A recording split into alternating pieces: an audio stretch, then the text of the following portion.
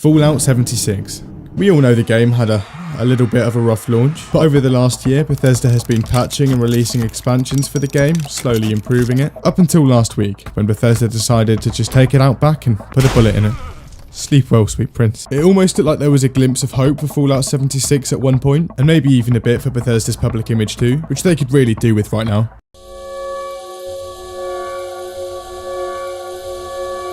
But I think it's pretty fair to say that that point has passed. It's now been around a year since the 76th Fallout released and immediately rained down hellfire upon every poor soul that bought the game.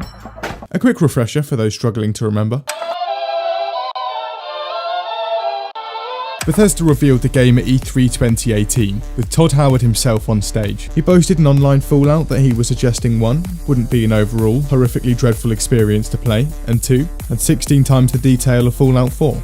Neither of these were true. 16 times the detail.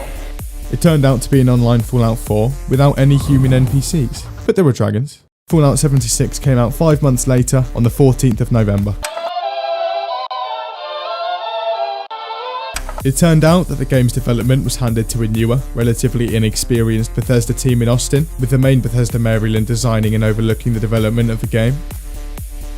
During this development, Bethesda forgot what bug testing was and ended up deciding to just leave it all in there. Game-breaking bugs? Sure. Bugs from previous games? Throw it in. Also, let's make it so the server crashes when more than one nuke goes off. That'll be fun. Character models looked a bit off. People lost their accounts with dozens of hours of playtime. Others turned into whatever this is. The movement speed matched the frame rate of the game, so having higher frame rates would cause you to turn into an Olympic gold medalist. Some people's PCs were just straight up bricked. Things were not smooth. When the game was playable, it had no human NPCs to interact with, only other players. Bethesda had half their team working on the detail. 16 times the detail. So developing actual things to do and interactable NPCs was unfortunately not possible. But it's alright, gentlemen. Other players will take the place of NPCs, Todd Howard reassured us. For some quick research into how this usually pans out, see the game Rust. Jimmy! Kill Jimmy! Kill Jimmy! He's killed everybody! Get Jimmy! Jimmy! Get Jimmy! Eventually they did fix a lot of the bugs using gargantuan patches twice the size of your operating system, but these haunting events will stay in the minds of those affected for years to come.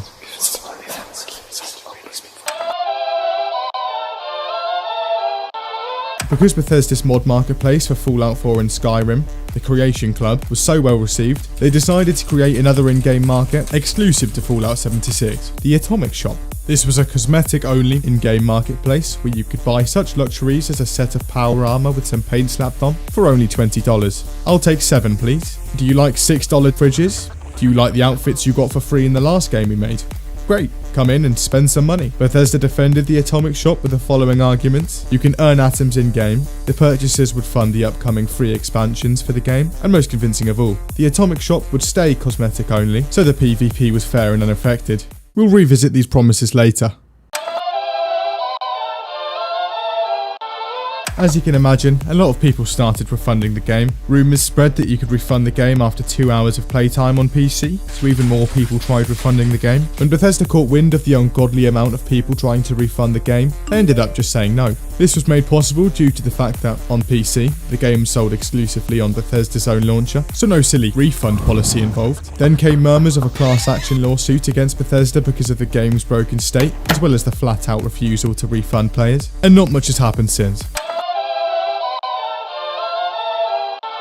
When advertising the collector's edition of Fallout 76, Bethesda made sure to include a photo of a canvas bag. This item was also labelled canvas bag, so people were pretty convinced it was a canvas bag. However, when the game was released, what they received was not a canvas bag. Fans excitedly opened their collector's editions, expected to be greeted by a bag made of delicate canvas, but instead found one made of cheap nylon. Something more akin to a Tesco's carrier bag than the luxurious canvas duffel that was promised. Naturally, people complained, and Bethesda's helpful customer service department responded by politely telling everyone to fuck off. That didn't work so well, so they then blamed it on a shortage of canvas. The luscious commodity was apparently too rare and expensive for Bethesda to get a hold of, even though at E3 they had handed out canvas bags to influencers. Their argument was convincing, but people weren't biting. Todd had to give in. They started off by giving everyone 500 atoms. This was the in-game equivalent of 1 1/3 emotes. Surprisingly, this $5 payout to people who had fished out $300 to buy a Power Armor edition and expected their duffel bag to be made of prestige canvas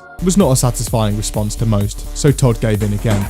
Bethesda now promised to send everyone who could prove that they purchased the collector's edition an actual real canvas bag. All you had to do was send your receipt and type out your address and full name on the Bethesda support page, and your bag would arrive in 4 to 6 months. Speedy. What Bethesda didn't realise was that their support page wasn't actually secure, and all of your personal information was now out there for the world to see. Some random accounts on Bethesda.net were even getting sent these support tickets, including all the personal information of the senders. Not knowing what to do, Bethesda just said "F this" and shut down the site.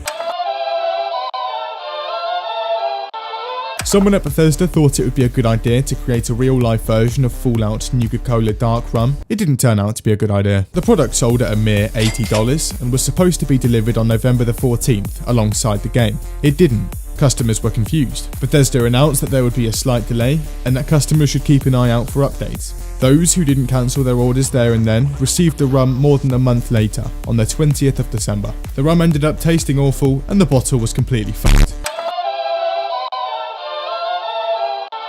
Now this one isn't solely Bethesda's fault, but it is one of the many incredible cock-ups related to the game. After all of the above had blown over, the game would sink into the depths of obscurity. But the collector's edition wasn't finished. It would spring up one more time in the media. This time it was the helmets. They were accumulating dangerous levels of mould. The mould only amassed inside the collectible Nuka Cola helmets, of which 20,000 were made. 32 sold through GameStop. They were said to be gathering extremely high levels of mould. So much so that the United States Consumer Product Safety Commission considered them to be a severe health risk for anyone with one in the household. They were recalled and refunded. And all of that amounted to what was probably the most catastrophic launch of a video game ever. As you can imagine, Todd Howard has since gone into hiding and possibly the witness protection program.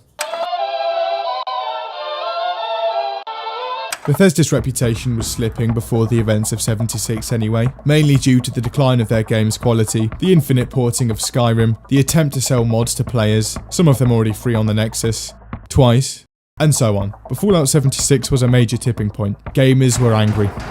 They were rising up. So furious, these angry gamers even made numerous angry YouTube videos and forum posts, most of which attained a lot of upvotes from other angry gamers. Things were getting serious. Bethesda thought it best not to respond to the complete calamity that was the launch of this game, and returned to the shadows. Before launch, you could often find Pete Hines, Vice President of Bethesda Softworks and Head of Marketing and PR, on Twitter, answering curious fans' questions about the game. Afterwards, nothing. Complete radio silence. Pete, are you there? Are you there, Pete? Pete, I want a refund. Eventually, Bethesda's Reddit community managers started to become a bit more transparent on the Fallout 76 subreddit, and after the rough few first patches, the game slowly started to become a bit better. One of the main things that players wanted fixing was the severe weight limit of their stash, which is essentially their in-game bank to hold the stuff they can't carry. For a game that revolves around looting and hoarding, the small weight limit wasn't a very intelligent design decision. Bethesda ended up raising it by 200 points in one of the early patches, but then they said they couldn't raise it anymore because it brought up server performance problems. After a month or two of smoothing the Fallout 76 experience, they released a roadmap for the upcoming expansions, and they actually looked like they were making an effort to improve the game. But not that Battle Royale one, no one asked for that. Yeah, we put a Battle Royale in Fallout 76. It did actually look like they genuinely planned on sticking with Fallout 76 and updating it over the years so that someday it could have a shot at redemption, similar to No Man's Sky. In June, they released a trailer for an expansion set to come out at the end of the year called Wastelanders. The trailer showed real human NPCs, complete with actual dialogue choices. They listened. Were we actually in for something that somewhat resembled a Fallout game? For the optimistic, it may have suggested that Bethesda had in fact begun to change. Their trail of greed, incompetence, and outright refusal to listen to what their fanbase wanted was just a brief nightmare. A small bump in the road, finished. Unfortunately, Todd had other plans.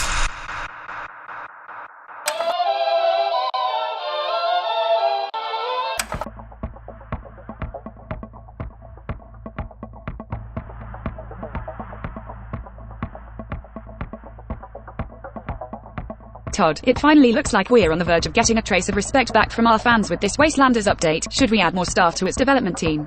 Delay it until 2020. In the meantime, add a monthly subscription service. Call it Fallout First. That sounds nice. Rolls off the tongue well.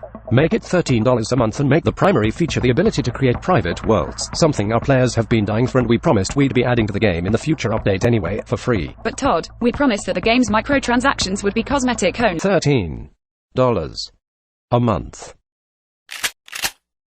For what we can only assume was due to the awful sales figures and the lower than expected purchasing of atoms, Bethesda decided to take the nuclear option, something so unimaginable that dedicated players just flat out uninstalled the game. They decided to do this on the same date that the bombs dropped in the Fallout universe, just to make it that much more genuine. Fallout 76 was trending on Twitter again, numerous angry Reddit posts were cropping up. Oh boy, a monthly subscription for a game I already had to pay for. What's included for these Fallout First members? Well, they were in for private worlds and unlimited weight stash, something they said wasn't possible due to server performance. Oh, okay.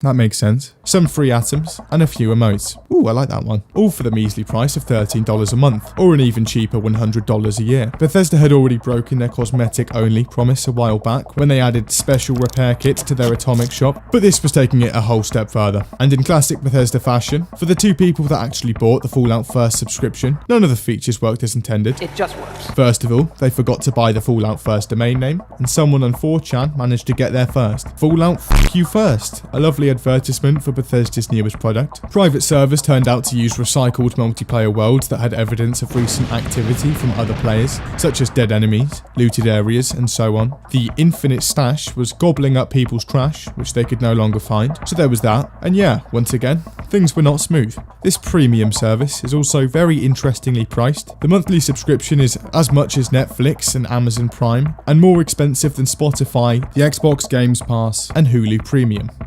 Yeah, I'm gonna have to pass on that one. With the never-ending array of these spectacular cock-ups, I think being wary of the state of Starfield in the next Elder Scrolls is a justifiable state of mind, and I'm sure a good number of you who purchased Fallout 76, either at launch or on sale, might regret ever buying the game, but I just want you guys to know that it wasn't your fault. You never had a choice. They showed you the adverts, they tried selling it to you, but of course, being a person of integrity, dignity and critical thinking, you said you weren't going to buy it. The lies weren't going to work this time. But then, you locked eyes with him. He then whispered something in your ear about being 4 times the size. 4 times the size. How could you resist?